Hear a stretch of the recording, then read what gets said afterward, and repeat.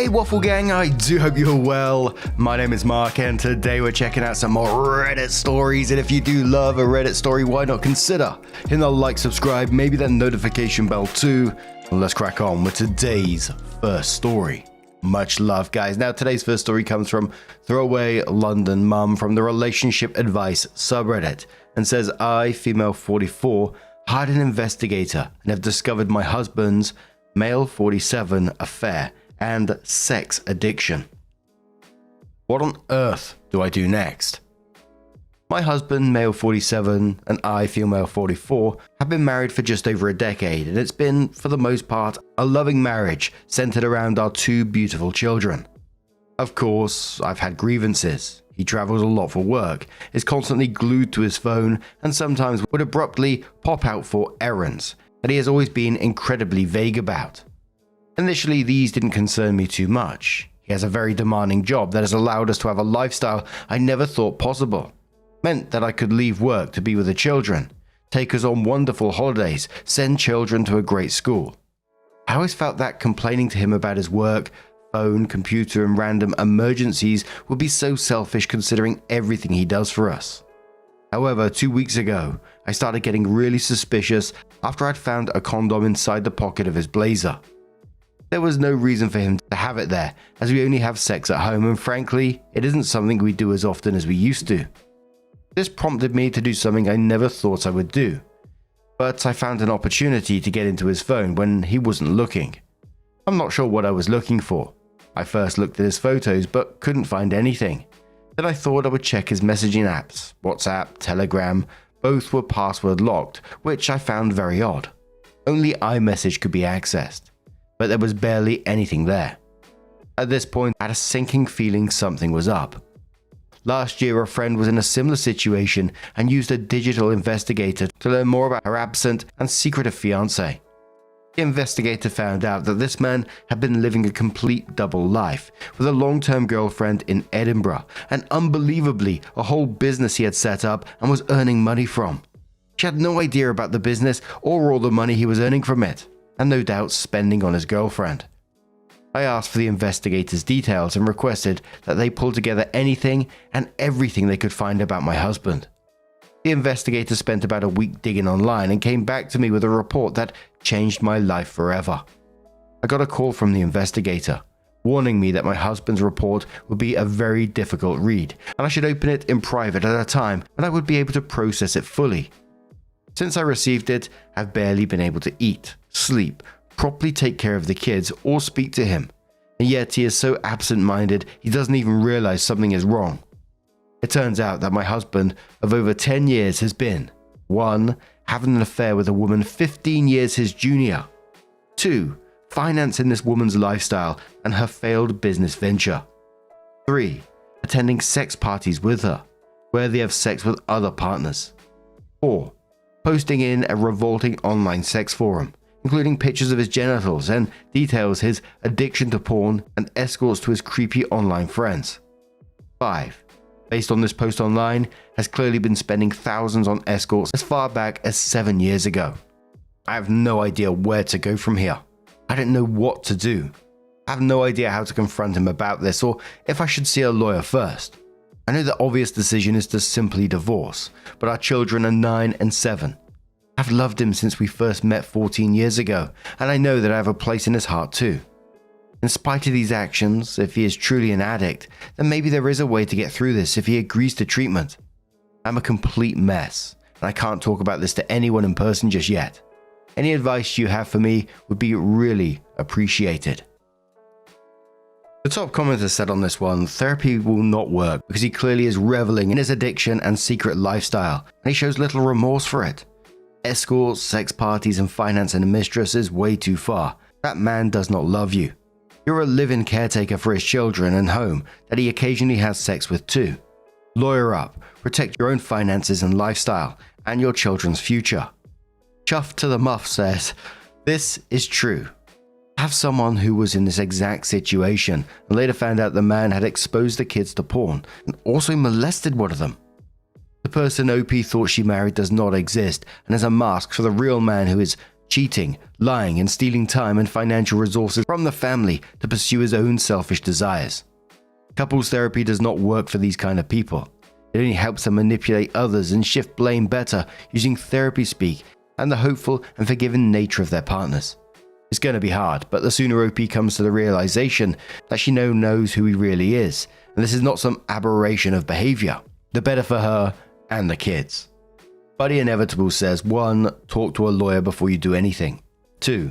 No, this is not something that will be fixed or cured via therapy. Therapy only works if the person does the work. It isn't a magical cure that resolves giant issues just because you schedule an appointment and show up. The reality is you have been married to someone who's capable and willing to lie to your face systematically. Therapy doesn't just fix that. In fact, if he has a personality disorder, which I suspect based on your post about his behavior, he likely will never change. 3. Do more research into pathological love relationships.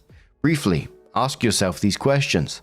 Does he have difficulties with empathy, egotism, exploitativeness, aggrandized sense of self, distorted perceptions of self and others, self-serving, boundary violations, blame shifting, low remorse, low accountability, motivated by power, control, personal gain?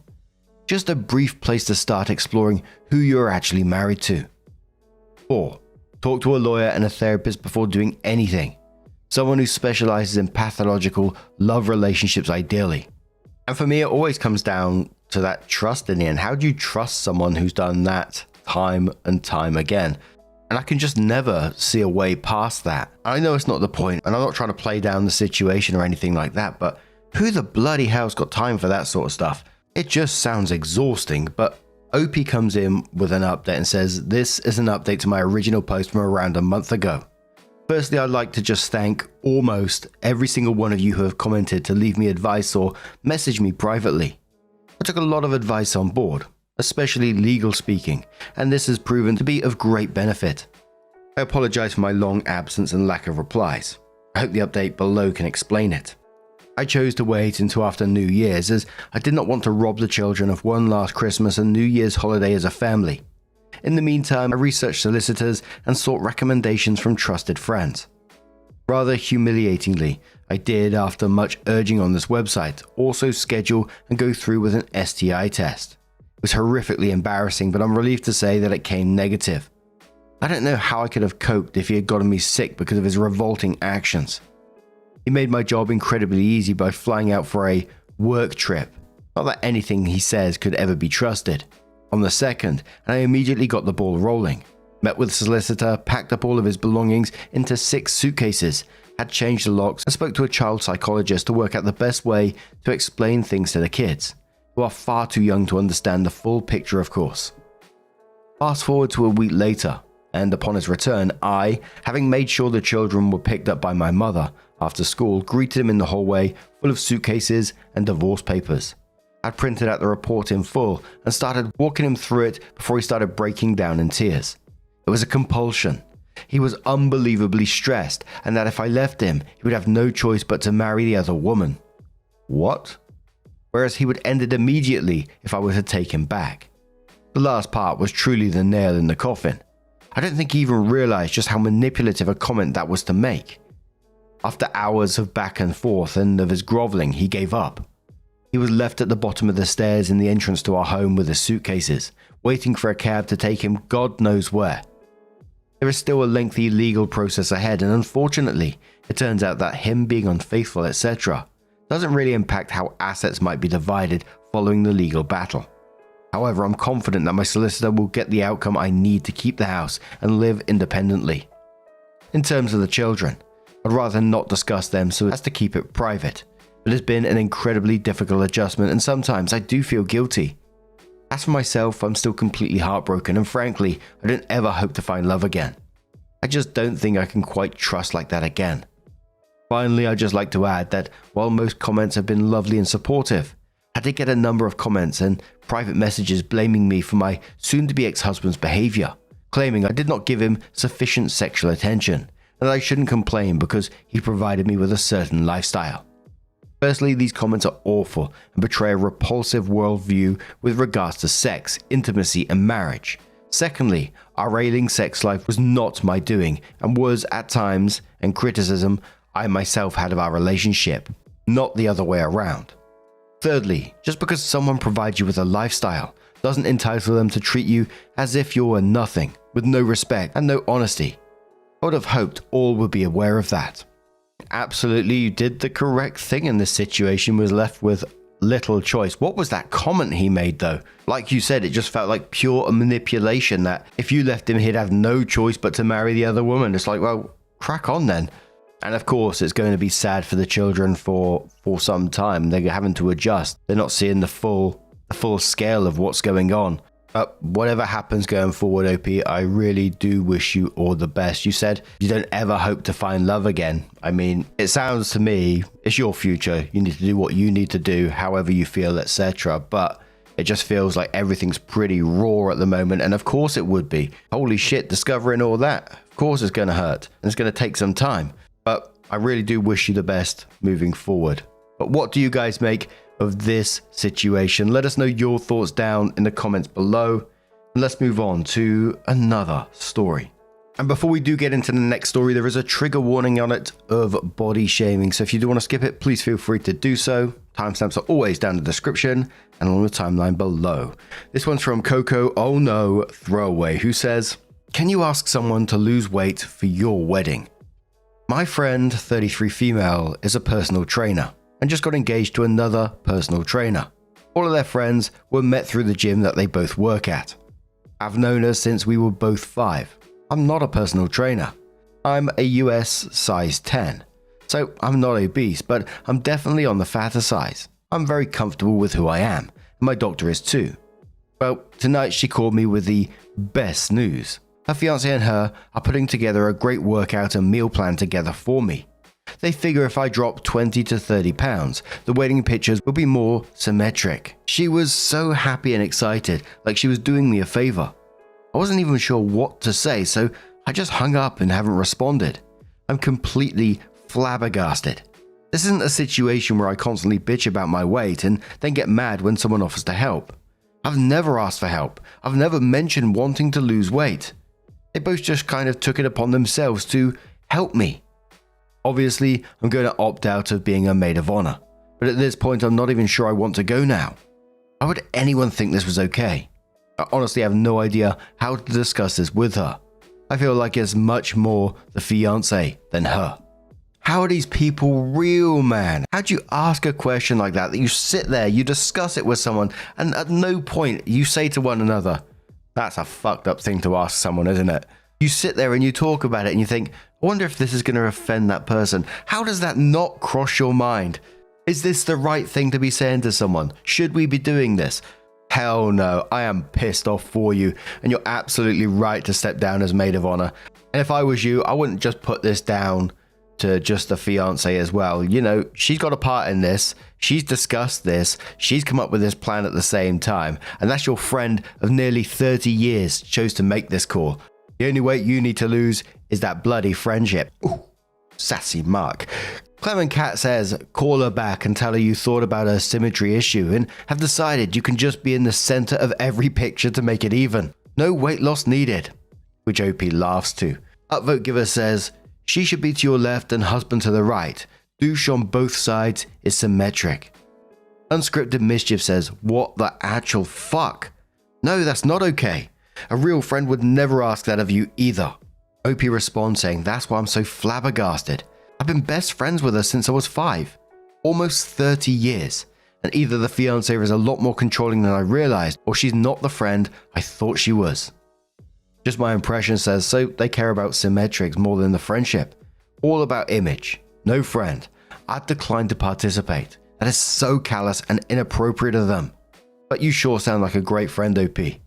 OP says, I texted her last exactly what I thought and said not to waste money on sending me an invite. Well, we'll be busy that weekend.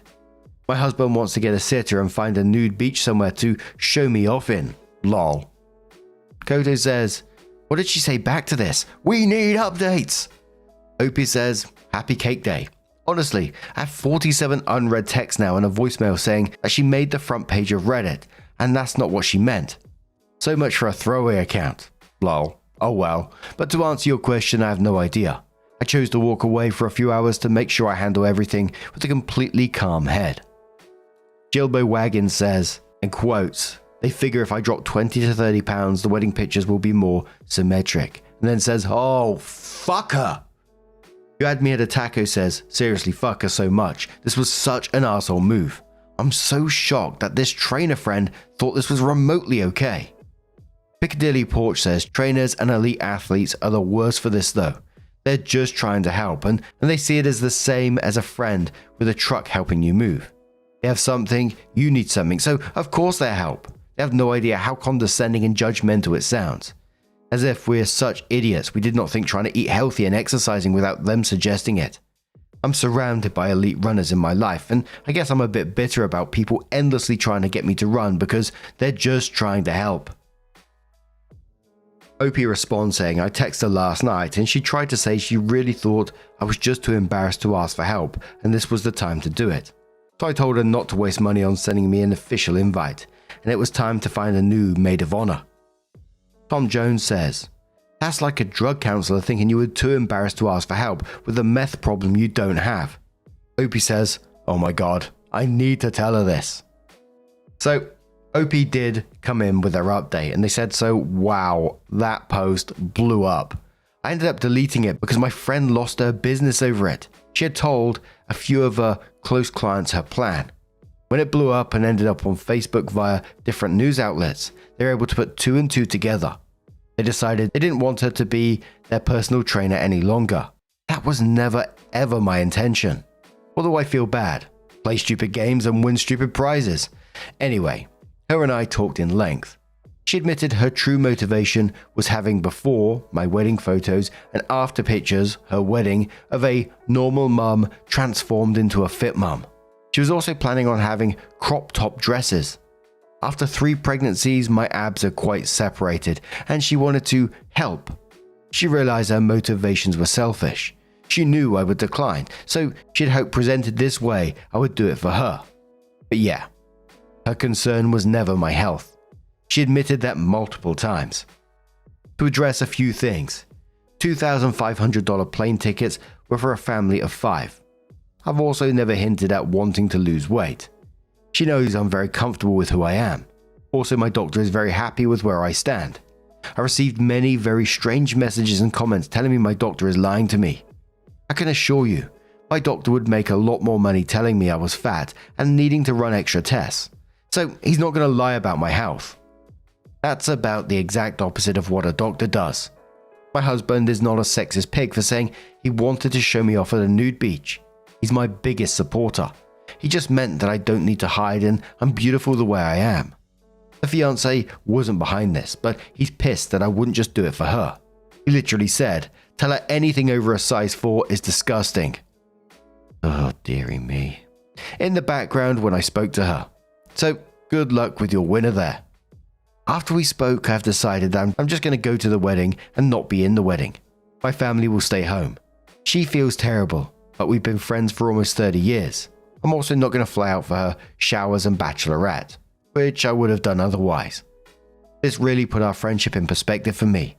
She had stepped back a little since she got serious with her fiancé, and I didn't realize the extent of it.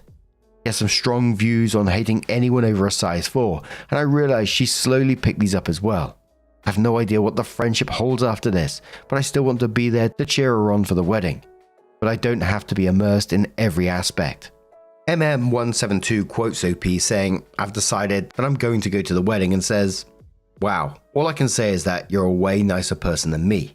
Because if the original proposition wasn't enough to end the friendship, finding out I've been made the centerpiece of a promotional campaign without any input on my part would have sealed the deal. OP says I'm trying to be the bigger person here. Honestly, this may be the beginning of the end of our friendship altogether, or we may be friends for another 30 years. I want to go, just in case we do end up getting closer again. If we don't, it's a weekend in my hometown with no kids and free booze. Bago Nuts for Sale says, what about the $2,500 in plane tickets? OP says, only I'm going, so it's only $500 for my ticket. Plus, if it's just me, I have places I can stay without putting people out. Don't have to rent a car to accommodate everyone. Idler2 says, in quotes, he has some strong views on hating anyone over size 4, and I realise that she's slowly picked these up as well. And then says, as someone who's very much into powerlifting and looking good, absolutely fuck this guy. He's an utter and complete douchebag. OP says, I feel like a douchebag is the nicest term I would use for him. I didn't think about it until all of this came up. It says cake up and immediately I can't stop thinking about cake now. But the last few times I visited her at her house, she was dressed to the nines in a full face of makeup every second. When she visited me without him, I don't think she wore anything but yoga pants and her hair up. So there's a lot going on there. Lake Lady says, thanks for the update, and I hope you're able to be there when her marriage to this jerk disintegrates. Opie says, this was a main reason I want to go to the wedding. He may not have spearheaded this, but his ideals are definitely a factor. If she gains weight during a pregnancy or something, I have a feeling he'd be less than supportive. If this all crumbles, I want her to know I'll still be there. If you knew her before him, this whole thing would have been shocking to you. So there's still hope she'll find herself again.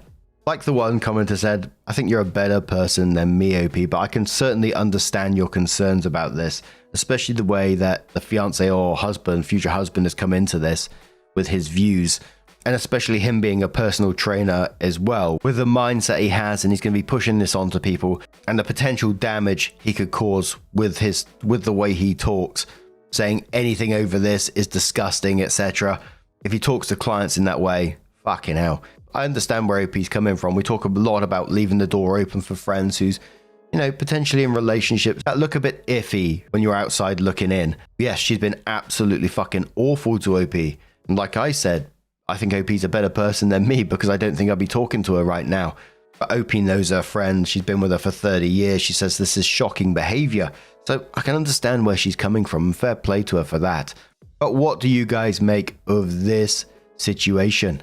Let us know your thoughts down in the comments below. Now, just a huge thank you for being here today, getting involved in the stories, your love, your support, your time. It always means the absolute world to me. So thank you so much. And hopefully I'll see you in the next one. Take care and much love.